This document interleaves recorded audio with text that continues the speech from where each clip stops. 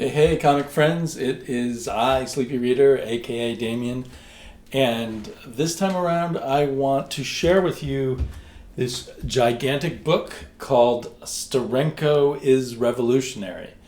And I don't think there's been a lot of talk or hype about this giant book, but I think it's a pretty darn exciting thing. It's got all of Jim Steranko's Nick Fury, Agent of S.H.I.E.L.D. artwork, and I think it's a really cool thing for fans of Marvel Comics, fans of especially of Silver and Bronze Age Marvel.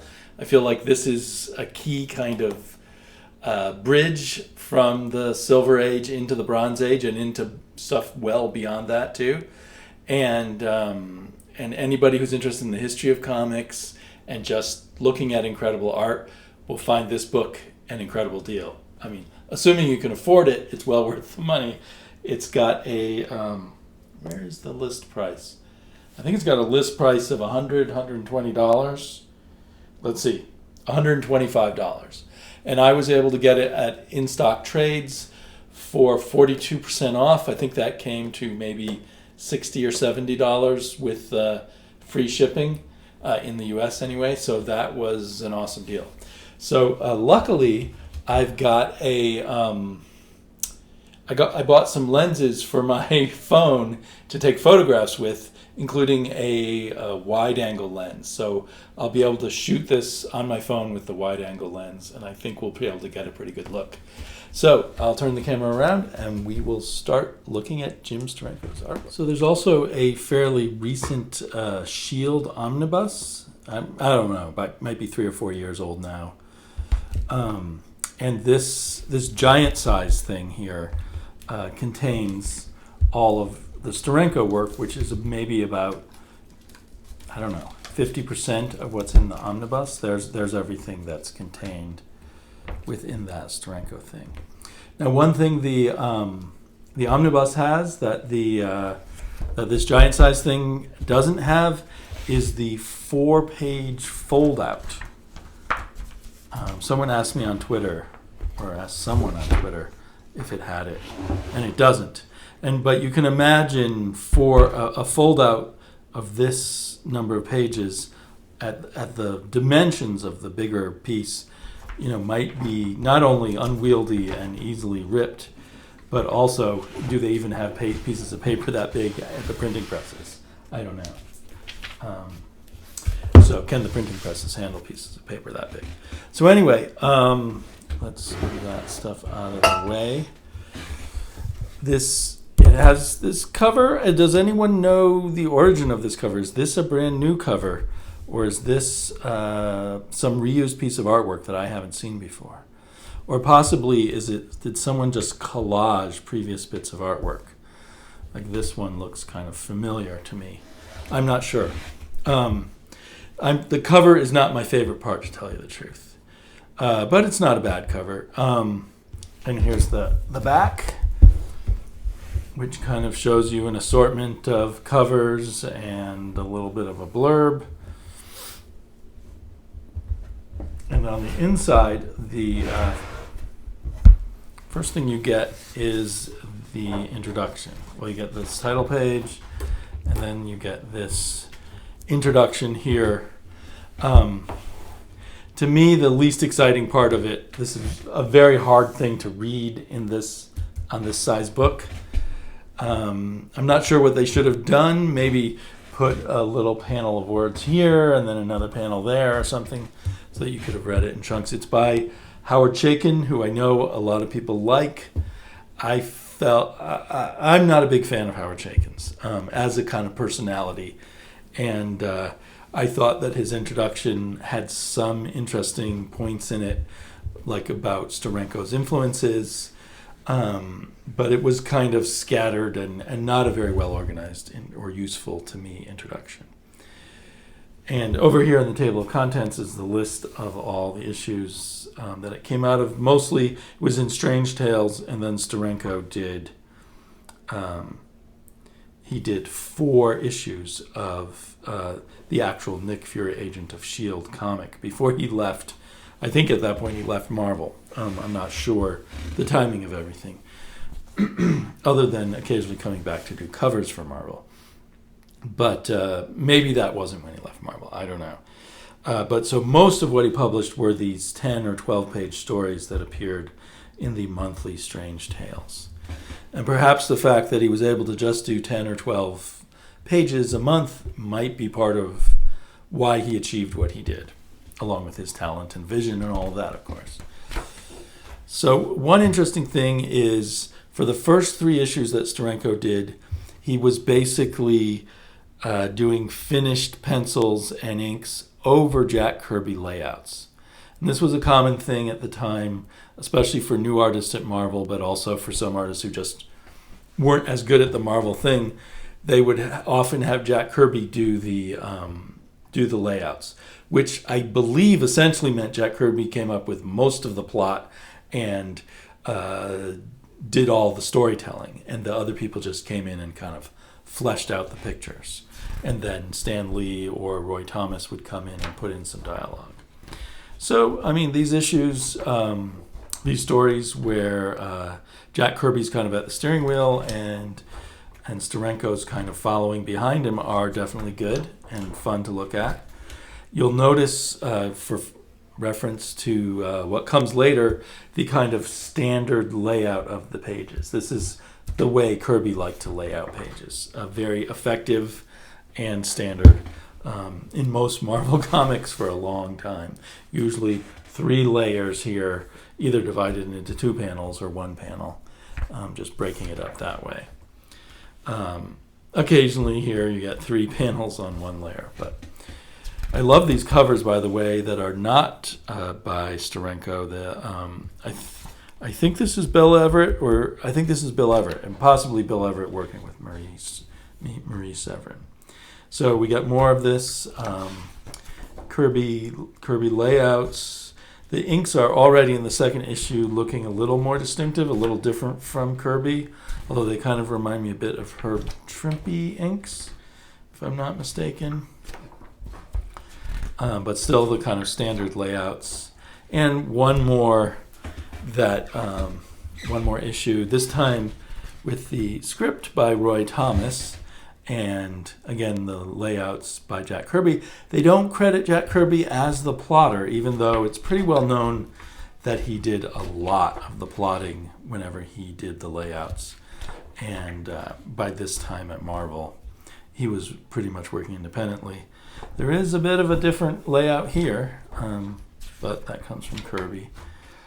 And then, and another great Bill Everett cover there featuring Doctor Strange. For those who don't know, there were a lot of these Marvel comics that were split in 2. So each issue would have an adventure of Nick Fury and an adventure of Doctor Strange in this case.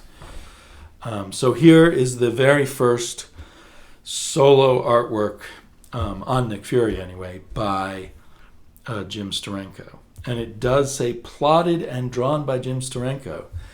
I've got to wonder if Steranko came in and said, hey, wait a minute, now I'm doing what Kirby was doing. I deserve a credit on the plot. Maybe he spoke up for himself more, or was something else going on there?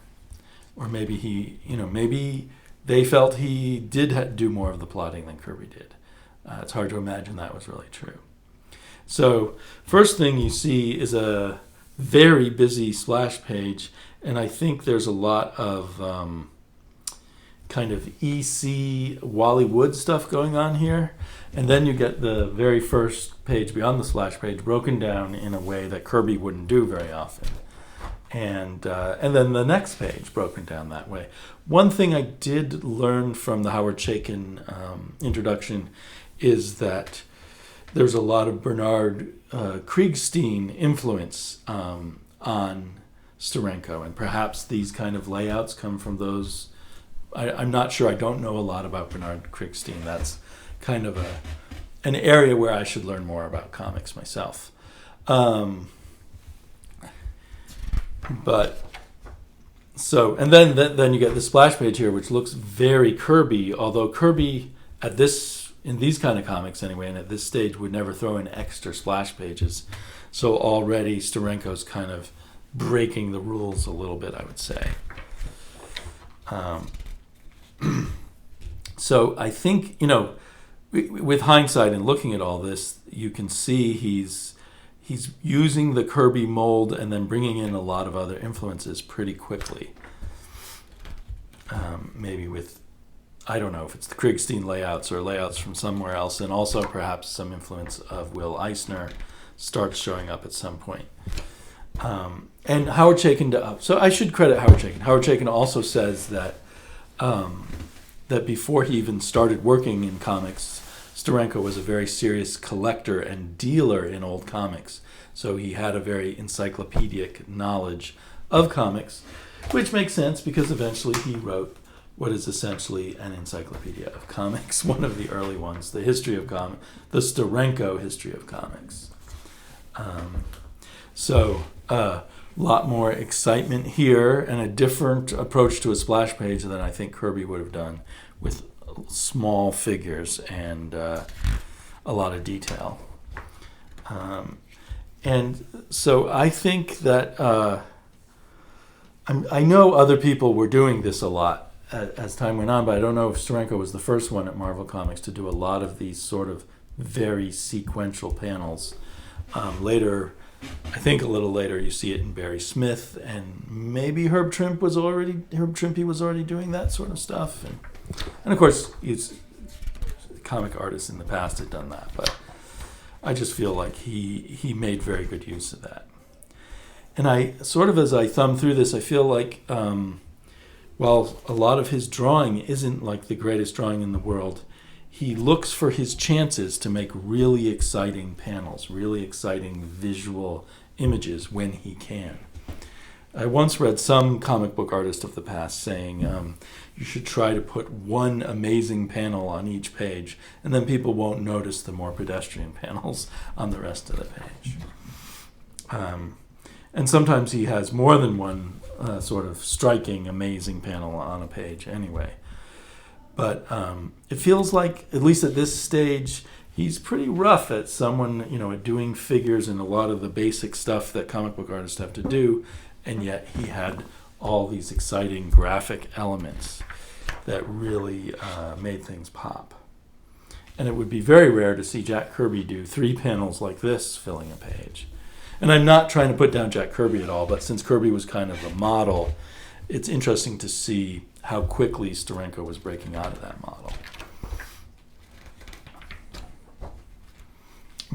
Another splash page that seems intensely Wally-Wood-esque from the Wally-Wood EC days from the science fiction magazines. I should also comment, the binding on this is quite nice, and the paper is really thick, which is probably a good thing, not just because it's nice to have thick paper, nothing shining through from the other side, but also big pages like this could rip easily if they weren't made of a very stout, heavyweight paper. And some people probably don't like the shiny, the old colors on the shiny paper. For me, at least at this large size, it works really well. I can just look at this art for hours and pick out all the details and just get a lot of pleasure out of it. I think I read Steranko saying somewhere that, at one point they didn't want to pay him for pages where he didn't have dialogue on the page. They didn't want to give him writing credit or, financial writing credit for pages that were silent pages. I noticed back here was some fairly lacking in dialogue pages, but more of those will come later where he does no dialogue on the page.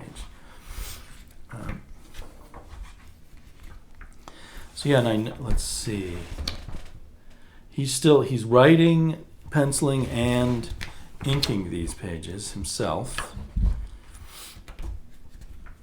I also read somewhere that, I think it was in interviews with Sal Buscema, that Stan Lee had one look, according to Sal, that was kind of frumpy, and then he met Jim Steranko, and the next time Sal came into the office, Stan Lee was dressing and trying to look like Jim Steranko. So I think maybe Steranko's personality had a lot to do with his sort of success at quickly getting his own comic and being credited with the plot and then being allowed to do the writing. He probably was like, if I'm doing the plotting, why don't I get to do the dialogue too? But here you can see some of the clumsiness, stuff that Jack Kirby or John Buscema or even Don Heck would do quite beautifully, is kind of awkward for him, even though he can do these other kind of brilliant things graphically. So it's like he's just learning some parts of his craft and is already way ahead of other people in other areas of his craft. He wrote and drew the script.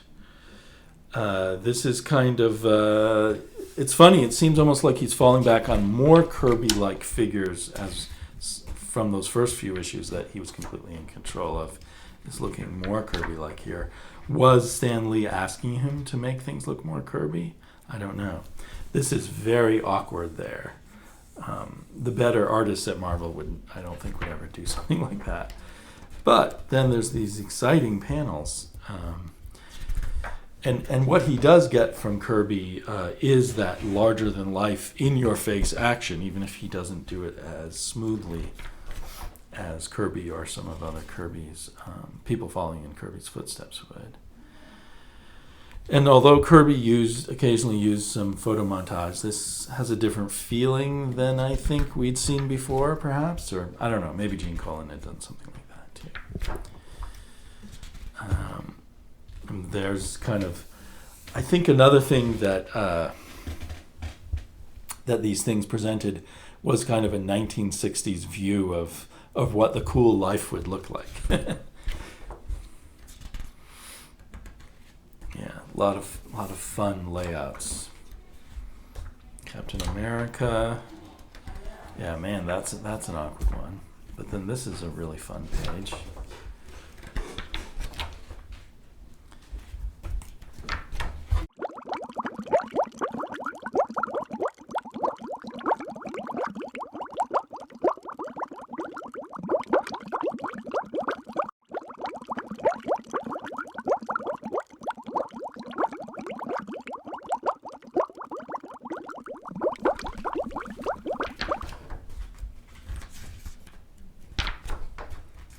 Things just seem to keep getting bigger as we go along.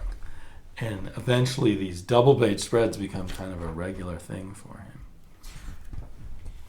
Now we've got Frank Giacoa as the inker, and he's a very experienced artist inker. And I think the figure work becomes much better. So I think the inker is fixing things a little bit for him in terms of getting the figures just right. So there's a lot of the awkwardness seems to go away, at least the most egregious stuff. So I think he actually really benefited by these journeyman inkers or veteran inkers that came along. Boy, that looks really good. And I think I think these covers are both drawn and inked by him. And when he has time to get things just right. But he probably, didn't have the kind of expertise where you could do things super fast and still get everything right, the way the really experienced artists did. So more Frank Giacoa inking.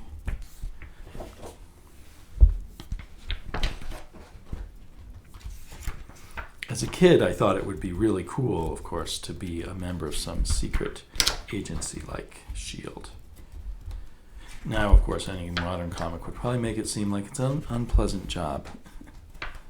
Who's inking here? Bill Everett inking, the great Bill Everett, who was not only a great creator, but a great inker. That looks really good. And it's just like a feeling of him often just trying to up the ante as much as possible. Like that. That's really fun stuff.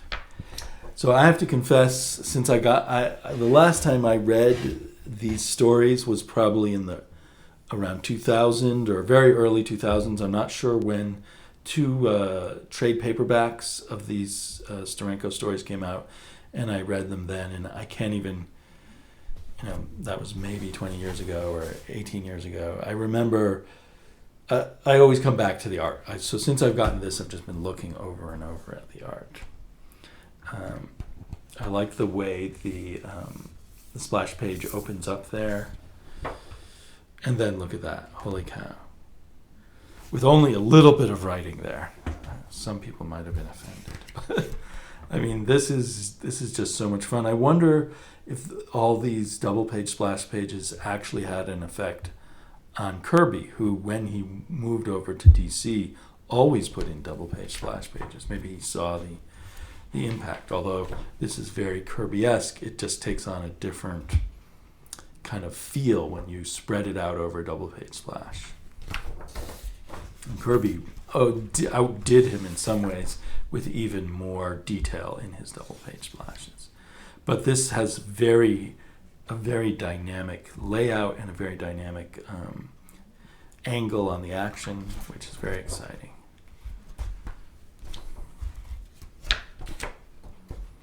This, by the way, is a drawing that I recently imitated. You'd think that one would be easy to do. I still had trouble with it.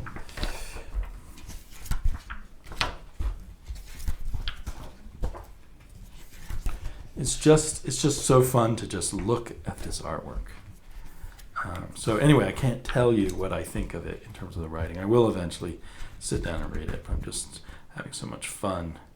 And my daughter, my 12-year-old daughter, has started becoming fascinated with looking through this book too. And she really liked this page with the maze motif. I really like this page with kind of the sense of blades and danger there. And that's really cool. Now, as far as I understand it, Steranko had another full-time job while he was doing this. So, but part of me thinks he might have been spent putting a lot of time and thought into these pages, since he only had to do 10 or 12 a month. More double page splashes. Oh, here we go. So this was the one that would have been the fold out in some of the editions that came out. Of course, in the original comic, it appeared like this. This, I don't know if anyone ever did this before this. This is the first one I know of. And there aren't many since who've done a 4-page splash, so to speak. There have been a few comics where the entire issue was made up of splash pages, though. Perhaps that was influenced by that. So in the very same story, which was 11 pages long, there's this double-page splash, which is also visually incredibly fascinating. Kind of Kirby meets Wally Wood on drugs. But then you had that 2, 3, 4, 5, 6, 7 splash pages out of 11 pages. That's enough to make a 90s artist proud. Imagine what the original art would be worth now. And did Steranko sell his art a long time ago, or did he keep it, I wonder? I believe he did insist on keeping his art. I think I just read that the other day. Always love this splash page. It's very, excuse me, it's very Will Eisner-ish, with the logo so integrated into the cover. And the kind of scene that you see sets a mood rather than striking action right away. So that's more Eisner than Kirby. At this point, Joe Sinnott was the inker, and then we're really in heaven with such a great inker over Steranko's work. And Sinnott even used to correct Kirby's work and fix the faces and stuff, especially of the women, and fix the anatomy here and there. So I wouldn't be surprised if a lot of this is tightened up and fixed up by Joe Sinnott. And he certainly just gives everything a perfect embellishment of the blacks and the looks of everything. So it feels far more controlled, although there's some wonky perception. I suppose that might go with the trippiness of it all. A bit of a wonky hand drawing there. Oh, and here's our famous no dialogue pages. I think these are the ones where whoever did the accounting at Marvel did not want to pay him for script for doing these pages. And these are very influential pages. You see them referenced in all kinds of ways, including, what was it called? There's a famous liquid television MTV animated thing that drew directly off of these scenes. Although I was always terribly disappointed that this Nick Fury turned out to be a robot, and playing the bad guy was Nick Fury, and it was all an exercise. But anyway, still super cool. And I've always loved this series of pictures there, and that one there. I think I first saw some of these pages just reprinted in a book, maybe the Penguin History of Comics, and that was like all the Steranko I saw for years as a kid, except for maybe a few covers, and it kind of drove me crazy. I wanted to see these originals. So once again, as in a lot of my comic book collecting, I'm kind of living out my childhood fantasies, and some of these crazy hardback books, that just would have made my head explode that they existed when I was 11 years old.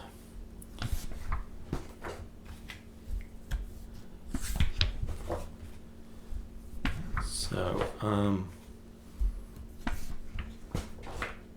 this is another famous page, silent page, except for those words up there, showing a bit of a sense of adult romance. And in the original drawings, this phone was off the hook, and rather than just showing his holster, there was actually a picture of them embracing. And they have the original art in the back here. There you can see the phone off the hook, and I forgot the name of his girlfriend, actually. There's the original picture there. So someone must have peeled off. You can see the yellow from the glue that was down there. And it's funny that the Comics Code Authority was so keyed into these things, because I, as a kid, if there'd been the phone taken off the receiver, I would have had no idea what that meant. And seeing them hug like that would not imply to me that they were going to have sex either, because I just didn't know about such things. And an interesting thing is, so here is the that first volume of his History of Comics, and at the back he has sort of a sampler of his art here, almost like a artistic resume, and it includes that famous page, and it restores the proper inked, the proper little black and white images that he wanted there. And I don't know if in some editions where they reprinted it, have they included it the way he wanted it, retouched it? I don't know. I remember being fascinated by this Talon poster, and I just imagined endlessly what this character Talon would be like. But Steranko promoted him, but never actually did a comic book on him, sadly. If only Steranko had, gone on to do some indie or self-published comics, would have been interesting times.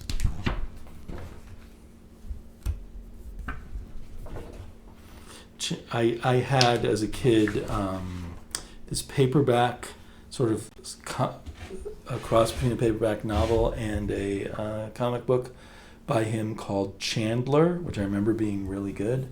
I think I picked up a fresh copy of it somewhere, but I think it's packed away in a box, and I need to find that. So, and you can see as because of his success, they went ahead and did a monthly devoted to Nick Fury series, and he was still in control, inked by Dan Adkins here. And I think that he, I don't know when in all of these books, but I think he eventually took control of the coloring.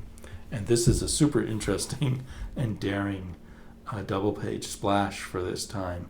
It again evokes a bit of a Will Eisner Spirit kind of approach, but it's just graphically very exciting, and it's daring choices on color and lack of color, which you wouldn't normally see in a 12 or 15 cent Marvel comic back then. So it seems like he was getting ever more sophisticated, and again, I don't know how much to attribute to the inkers, but it seems like by this point most of his drawing of the human form was much better, but we can see him struggle drawing a dog still.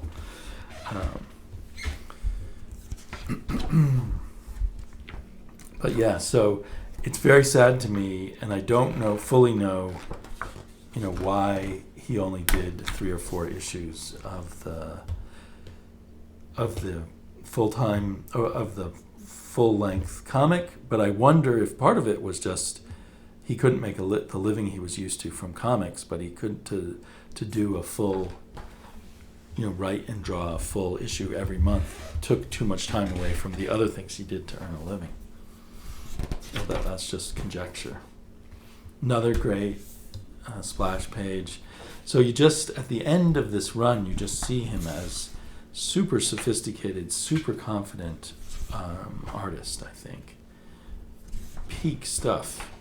And influenced so many people, especially right at this time, and then Paul Gulacy and Gene Day and many others in less obvious ways.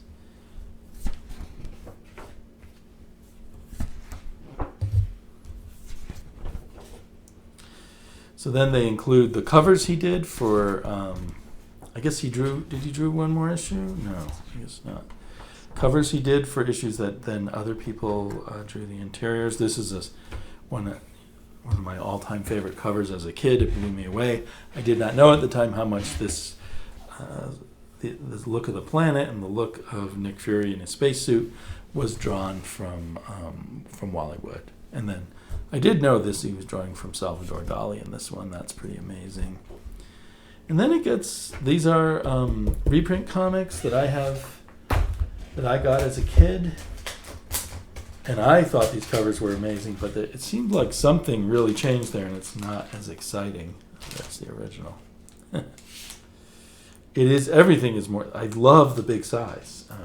Yes, it's hard to find a spot to read it, and you need very unusual shelves to put these on. I do happen to have some shelves I can put them on, but I just love the big size. This must have been some other reprint thing. I'm guessing that they did in the 80s. That he came back and did some covers from. Here's a few pages that were changed or dropped in some cases. Oh, here's a color guide, I think. And there's an ad. So I'm kind of amazed that they don't try to hype this up and sell more copies of this, because so many comic book fans, I think, would love to have something like this in their collection. Here's some of the later covers that he did, and you can see the style has changed again. It's very different. But I loved these covers at the time. They really sold these comics to me that I might not have bought otherwise. And of course, the art inside was nothing like the Steranko art on the cover, because they weren't by Steranko. And I didn't actually have this volume 1 as a kid. I had volume 2, but it seemed like more exciting things were to come from Steranko, and then they just didn't really come. I don't have it here. He did Foom. I had a copy of Foom I was going to show you, with a drawing of Spider-Man on it by him. Where did I put that?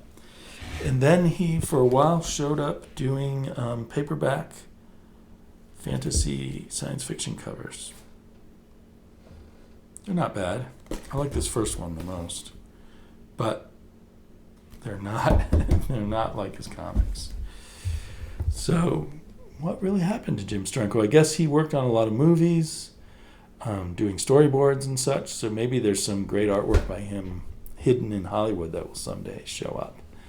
And he published some magazines. He published Foom. He published Media Scene, Comic Scene.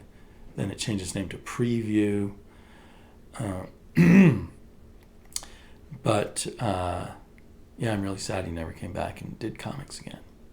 He goes to a lot of comic book conventions, tells wild stories that are clearly not true. Maybe they have little kernels of truth to them. Anyway, thanks for hanging out with me, and I hope lots of Steranko fans out there discover more good Steranko, hidden away Steranko work. Talk to you later.